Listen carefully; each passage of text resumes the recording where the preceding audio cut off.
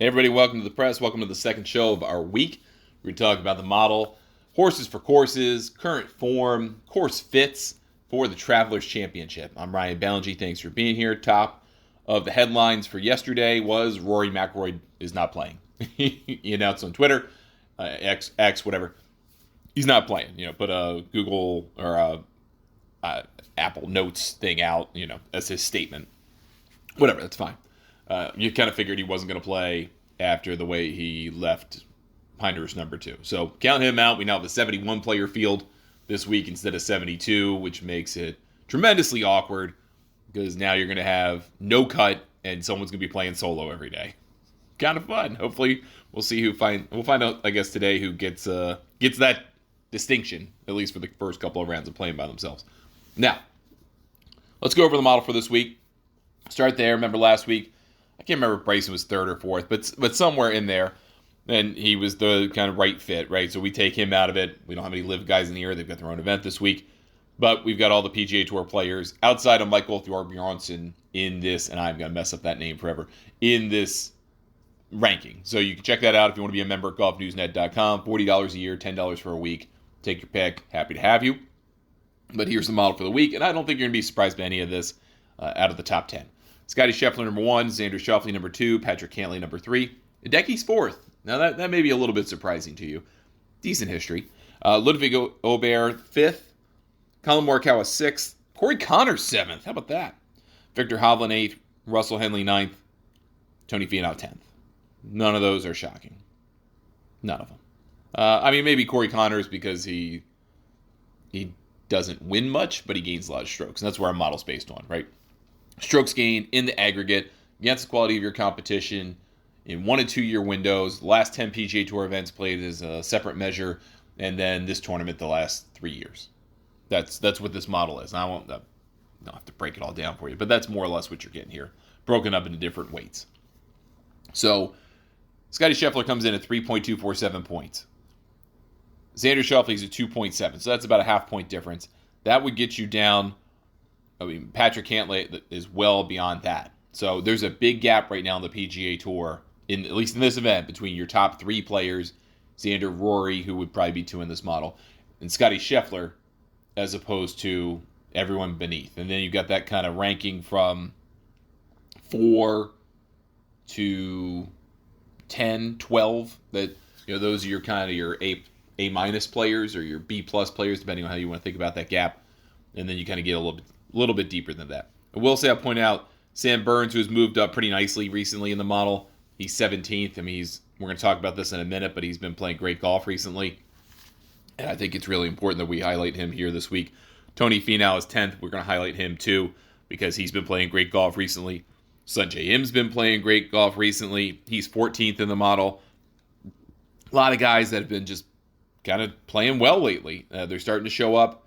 Now, that's correlation to the model isn't necessarily 1-to-1, right? Because we've got a long-term view of players. So they're really becoming more who they've been, not someone they're not or haven't been. And that's, I think, important to keep in mind. That's kind of a validating type thing. Now,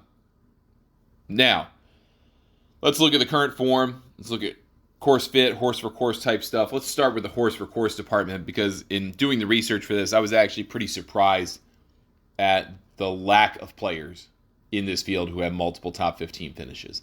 Turns out it's a little bit more random than I thought, but there are some horses for courses, and then there's the big horse for course. So we look at top 15 finishes in the last 5 years of the tournament, and not every top player has played the Travelers in the last 5 years, right? It's gotten an increasing number of them, and they had them all last year as the first year of the signature event, and then they had a lot of them when the COVID lockdown stopped, and they could start playing events again because this was one of the first ones back. But other than that, it wasn't some kind of guarantee you were going to get 40 or 45 of the top 50 players in the world to come play TPC River Highlands. So keep that in mind here. But you are multiple top 15 finish guys. 2, Keegan Bradley, Jason Day, Scotty Scheffler. 3, Brian Harman. And 5, Patrick Cantlay. And that's it. Even Xander Schauffele, who won here, it's not a horse for course thing. It kind of came out of nowhere a couple years ago, if you remember right. And this is not a place that necessarily always aligns with the top players playing well here all the time. So just keep that in mind. Looking for a course fit. This golf course relies on putting more than tee to green gains. And if you think about that, it makes sense. It's a short golf course. It's kind of tight. Targets are fairly small. Everyone can get it out there far enough to gain strokes. And there are a lot of choke points on this golf course where a longer hitter, really it's not beneficial for them to even try to go with driver. You're going to see a lot of long irons, 3 woods, 5 woods type of things off the tee. You're going to see some drivers, of course, but it's pretty much an equalizer in that regard. There are some holes where banging it's a good thing. 18 comes to mind immediately. 15, that short par 4, not so much. A lot of those guys only need like a 3 wood. If they try to hit driver, they go deep, or they might pull it because they might have to bunt it. They might hit a longer iron short because they can't get there. So there are holes like that out there where it makes sense that gaining strokes off the tee and therefore tee to green just doesn't quite make the same amount of sense. So breakout, 35% putting, 65% tee to green. That is a higher percentage than you would expect to see on a regular PGA Tour course. Off the tee, 16%, approach, 31%, around the green, 18%. So who are some of those guys who fit? Sahith Theegala had a great run here a couple years ago, messed up in a playoff. Adam Hadwin has been playing good and kind of seems like a guy who would fit this type of course. Jason Day, who seems to fit a lot of courses actually on the PGA Tour. And then Sam Burns, who has been playing very, very good golf and seems to have kind of gotten over this reputation of being a guy that's just a good Bermuda grass player. So maybe also try to draw. I think you could draw a little bit, not everything, but you could draw a little bit from the Canadian Open. See some parallels there. So maybe you think about a Bob McIntyre this week. He doesn't have a ton of experience, so he's not going to really fit on here very well. We just don't have enough data about him. Same thing like a Matthew Pavon. Those types of guys that are playing pretty well. If they play pretty well in Canada, we don't have a lot of data on them. Look at Canada. I think that's going to tell you some things too. The current form. We're looking at the last 5 individual PGA Tour events played. We've long since moved on from the Zurich Classic, so I guess I don't need to say individual anymore. But we've got, 5, 10, like 16, 17 players in this 71-player field that have multiple top 15 finishes in the last 5 PGA Tour events played. There are several guys who have 3. Sam Burns, Xander Schauffele, Scotty Scheffler. Makes sense. Colin Morikawa has 4. He's played well in everything. T4 PGA, T4 Colonial, Second Memorial, T14 U.S. Open.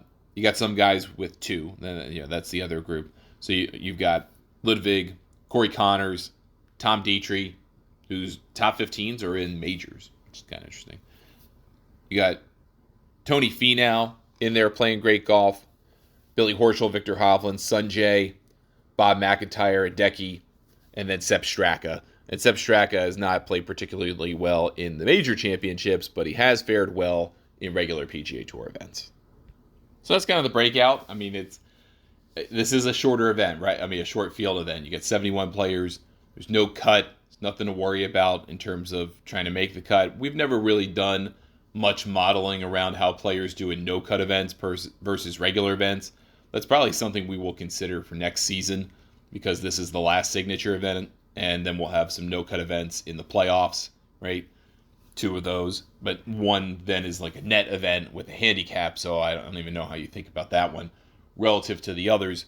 But you're going to have at least a sample size of events from this season and maybe make some comparisons potentially in terms of strokes gained and performance for these players who have been in that top 50 all season and compare it to the other events that they play. However, a lot of the events that these guys play, if you're in the top 50, are these kind of no-cut or fake-cut events. We're going to cut to the 10 shots of the lead in top 50, which is, on a 70-player event, we're cutting 20 guys. That's phony. And that, okay, fine. But I think you can make a comparison starting next season. So that'll be something we think about for next year.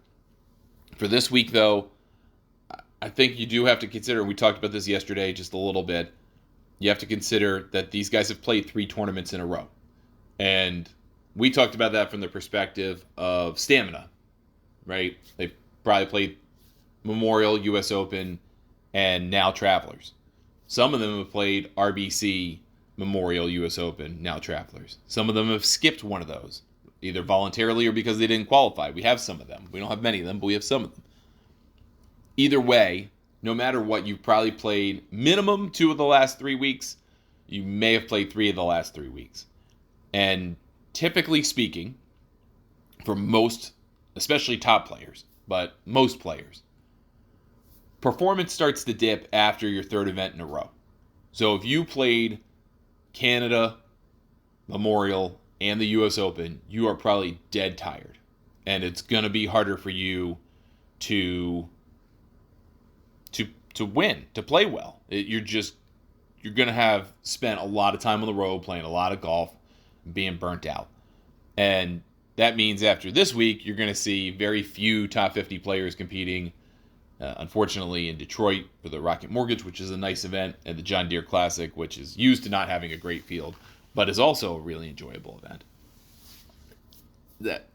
I think that's something you got to try to handicap. It's really hard to do because most of these players don't typically play 3 weeks in a row. They just don't, or 4 weeks in a row. It's more of like a grinder's attitude, right? More like a Ben Griffin or an Eric Cole or a Sungjae Im or these kind of Ironman guys who play all the time because they have either nothing better to do or whatever it is. I don't know. So I think you got to think about that a little bit. Having been in the grinder for a lot of these guys, especially these top guys the last several weeks, Scotty's obviously had a very stressful U.S. Open and then won Memorial before that. Played great at Colonial, so if you even want to go further back, he's been playing a lot recently. Played the PGA. I mean, he's basically played 4 of the last 5 weeks, and he's about to add a 5th. He needs a break. Dude needs some time off. Maybe that's part of the reason why he didn't play well at the U.S. Open. I don't know. I think the theory is he didn't like the look of Pinehurst number 2, and maybe that's something to do with it. But he also played a lot of golf.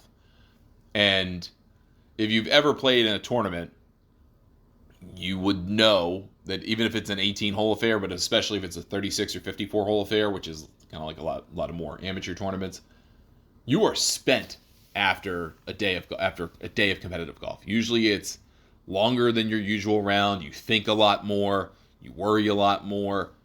It just is more difficult. Now I'm not talking about like a hit and giggle or a member guest type of thing. I mean, even a member guest can be trying, especially if you've been drinking a lot and all that stuff. But competitive golf takes it out of you. So eventually you get tired and your performance can dip.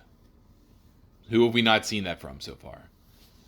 Xander Schauffele has been great. I think he's a guy to like. Sam Burns has been playing a lot of golf, playing great. Guy to like. Tony Finau playing a lot of golf, keeps it up. I like that. Sungjae's been playing well. A little bit more on and off, but okay, I like that too. So all of those things, all of those guys are, I think, stand out to me for that reason. I do want to look at the current odds board and then just try to marry this up a little bit as we wrap up this episode of the show. So current odds board has Scottie Scheffler plus 360. That's insane to me. He doesn't have much of a track record here. It's good, but it's not great. He just came off a poor week. He's been playing a lot of golf. That's unbettable. Could you bet Morikawa at 11-1? Yeah, I mean, he's been playing great in every circumstance. He seems full of life, full of energy, really happy with what he's doing. I could buy that. Ludwig 12-1 seems kind of short. I think he's a quick learner and we'll get over what happened on Saturday on number 13, but I don't know.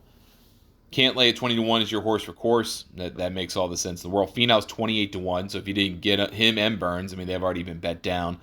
Sepp makes some sense, but he seems to he likes the tighter golf courses, right? I mean, either playing tight like Colonial or playing tight like Memorial or actually tight like Colonial.